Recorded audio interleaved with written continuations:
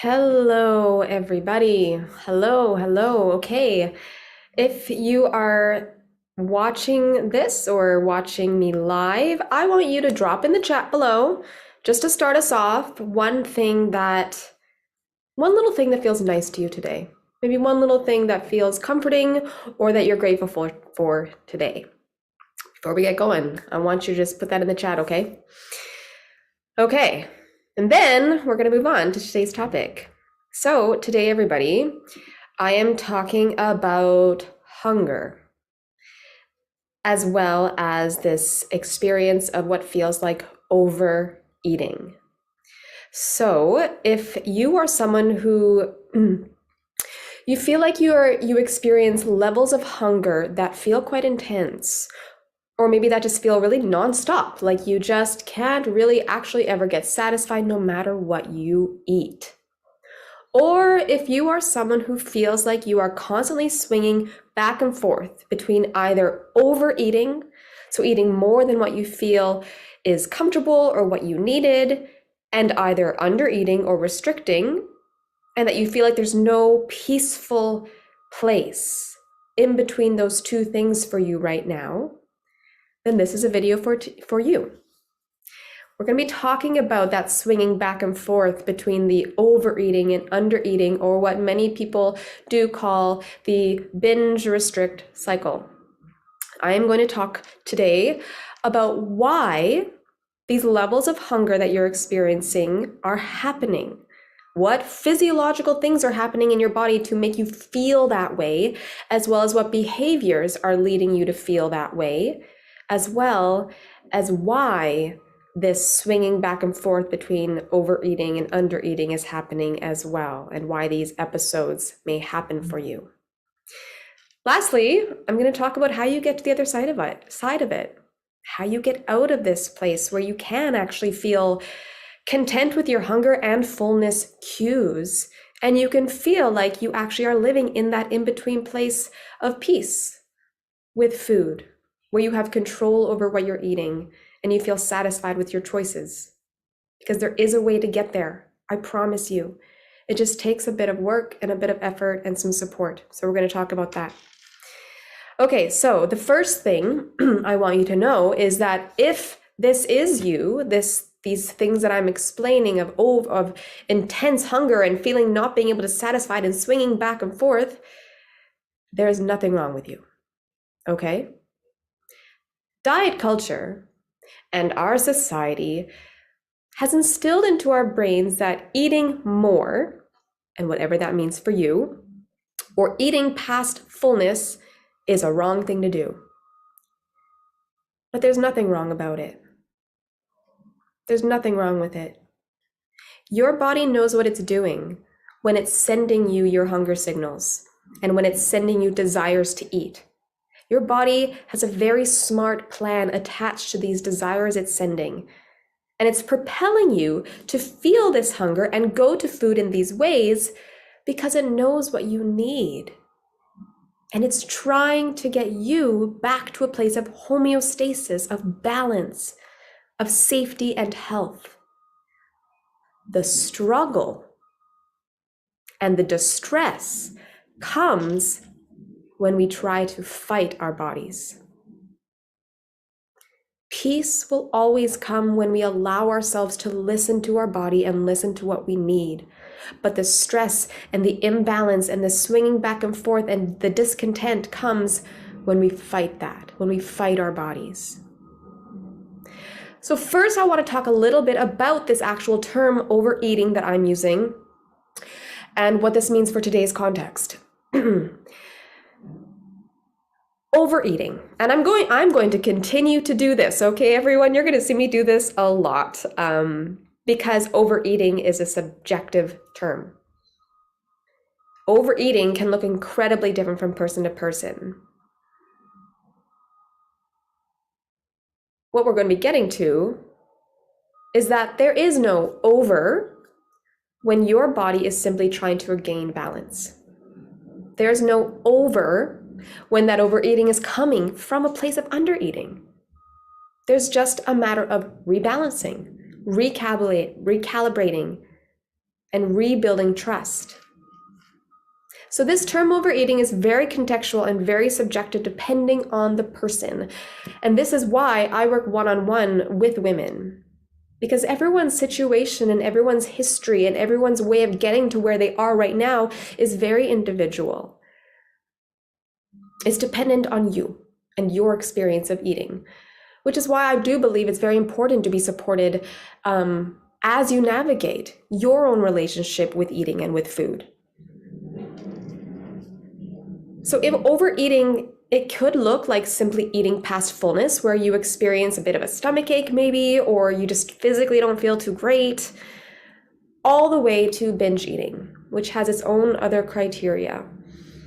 But in general, this term overeating, as we're talking about today, can come with feelings of having maybe been impulsive, of not having been grounded in your choices or actions, and or not feeling like you were entirely in control of your eating. And therefore, this can lead to feelings of guilt. Often with the women that I coach, this overeating tends to happen in the evenings. So after dinner or maybe before bed or even later at night, it is extremely common to feel like that is when your hunger increases or it starts to feel out of control or nonstop. And it's extremely common if this evening time is when you tend to have those overeating or binge experiences. Again, so if this is you and you do experience eating at nighttime that feels over, like it's over or a binge, and you may feel out of control with it, there is nothing wrong with you. There are some very common and understandable reasons why this is happening, and there's a way to get out of it. So why is this increased hunger and these episodes of overeating even happening? To explain this, I'm bringing in an analogy called, wait for it, the restriction pendulum. Now, I first heard this from Christy Harrison, so it's not a term that I've come up with myself, but I think it brilliantly explains what's happening. So I drew a picture, of course. If you picture a pendulum, okay, one side of the pendulum area is restriction. The other side is going to be hunger or consumption. Now, when we pull the stone of a pendulum backwards in one direction, what happens when you let go? So it's all the way over here, and then you let go. The stone is going to swing back in the opposite direction with the same amount of force and in the same amount as it was pulled over here, right? Then, of course, it kind of goes back and forth until it rests in the middle. Your body works the exact same way. When you pull your body to the side of restriction, there's only so much that it can be pulled, and when it reaches a certain point that is individual to you, it has to swing back to the other side. So in this case, like we saw in the picture, the other side is consumption. It just can't hang there over on the side of restriction, at least not for long.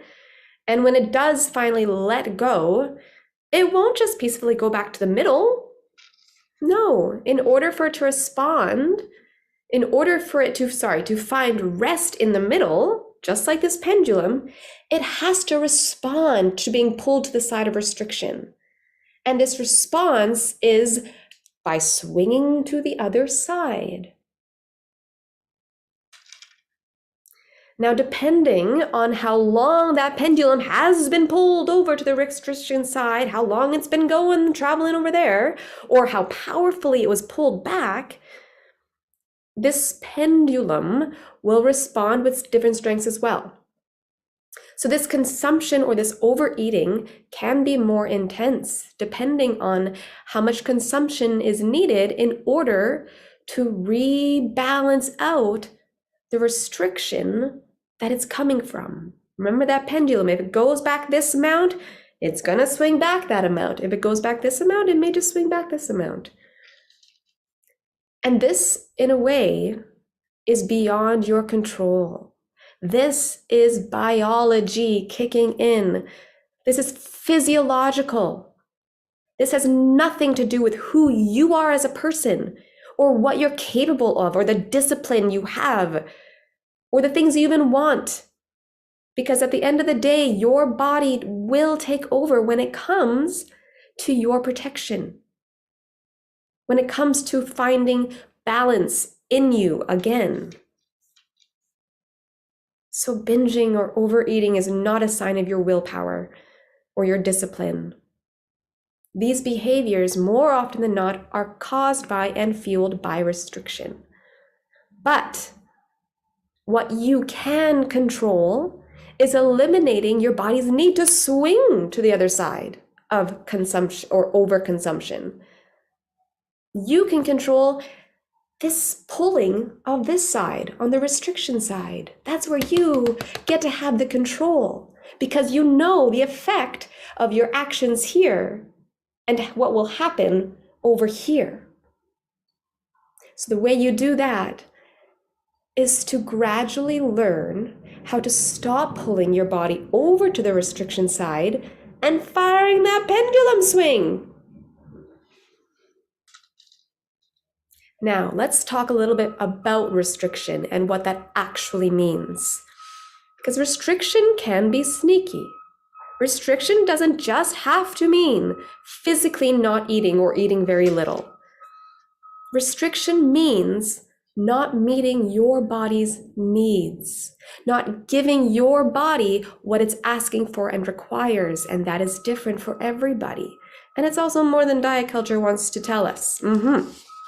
So it can mean not refueling enough after expending energy through exercise or movement, or not fueling enough simply to counteract any exercise that you are doing.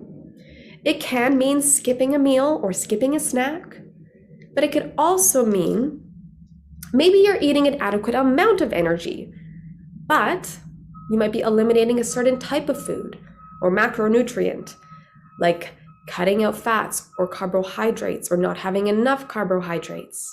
Your body is going to sense this too, even if the calorie intake is sufficient. Restriction can also be mental and emotional, meaning maybe shaming yourself after having eaten something and telling yourself that was bad, listening to those food rules and those food police. Or it can mean only eating with a condition, such as I will just work out harder after this, or I just won't eat for the rest of the day.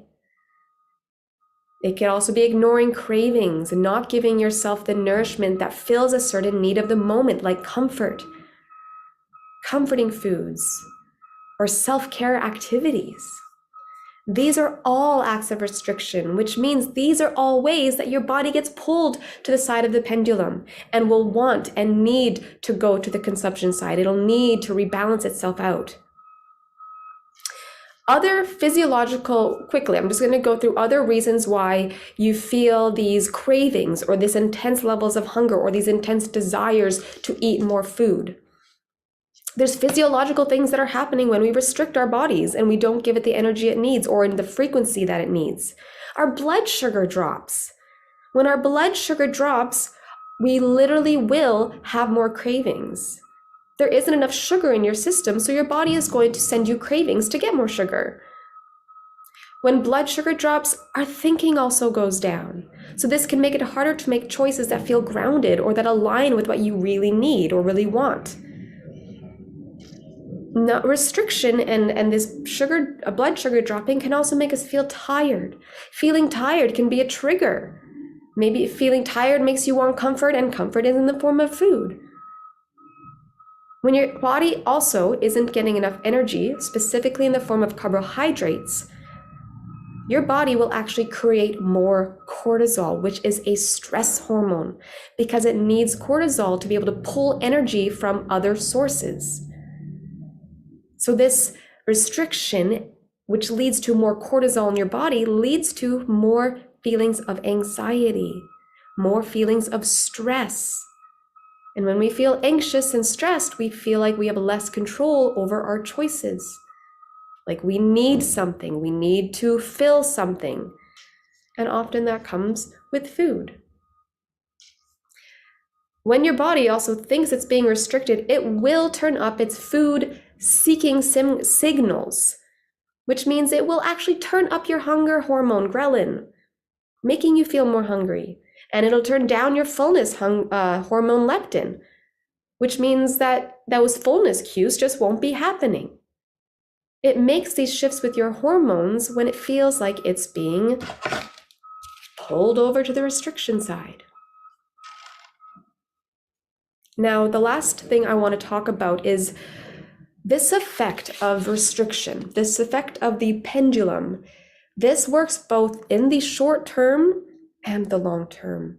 So I have many clients that I work with as a coach who feel like they have been experiencing this for quite a while, or who feel like now they are no longer restricting or not restricting nearly as much as they used to, and yet they still have this extreme hunger, or they still have these intense desires to binge or overeat in the evening. And so here I need to tell you that this does take time. So for the short term, like in a day within your evening, when you restrict in your day, you will feel more hungry in the evening. Your body will want you to eat in the evening in a way that makes up for the swing, for being over here all throughout the day. If you're over here throughout the day, evening is the time when the pendulum's going to swing over and your body will want to rebalance itself and make up for being over here. In the long term, if you've spent the majority of your life or many, many months or even many years in a restrictive mindset and in a restrictive physiological place, your body is not going to get back into a place of balance just after one overeating experience. It's going to take your body time to trust that it's getting enough food again, and trust that it's not going to be pulled over here and have to live over here again. Your body doesn't take restriction lightly. Restriction is actually a form of trauma on the body, and trauma doesn't heal overnight. So it's going to need time. But through that time, what you can do is to help continually help it trust that you are no longer in a place of restriction. And the way to do that is to give your body what it needs. The way to finally find a place of peace with your eating, where you feel like you have clear hunger and fullness cues and your hunger feels manageable, is to start eliminating restriction. Now, this is an extremely daunting idea. Of course it's extremely daunting. It's extremely daunting to think of changing a mindset that you've been so ingrained in and used to living in that probably right now just feels right. It can be very daunting to think, where do I even start? What do I change? What do I change first? How do I go about doing this? These are all questions that the women I work with and I talk about. Which is also why having someone to guide you in this path, to help you navigate this relearning of how not to pull yourself to the side of restriction and to give your body what it needs so that you can stop the swinging back and forth, can be so necessary through this journey. I also know how much reassurance is often required and how powerful reassurance can be. To have someone who has done this journey, who's been along it, who's done it all, be able to reassure you that yes, you are doing the right thing by nourishing your body, because that is going to lead you to that balance with your hunger and with your eating levels that you want. But I know it's hard to stay on that path, which is why it can be so, so important to have a coach or a guide to help you navigate it, to support you through it, and to support you as the individual as you are. Because like I said, everyone's eating experience is unique and everyone's coming from different places. So if you want to talk to me about what a personal one-on-one recovery or a one-on-one coaching relationship even looks like, what it even involves, and how it could fit into your life, then let's chat. I will put a link to my schedule in the comments, or you can send me a direct message and we can set up a time to talk about what you are experiencing and where you want to go, and if I am the right person to help you support you. Sorry. So that's that for today.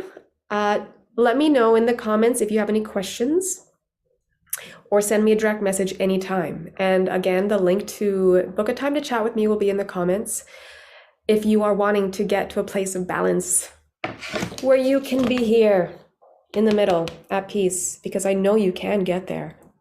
I know you can. It just takes some strategy and some work and some support, but you can do it. Okay, everyone, have a good rest of your day.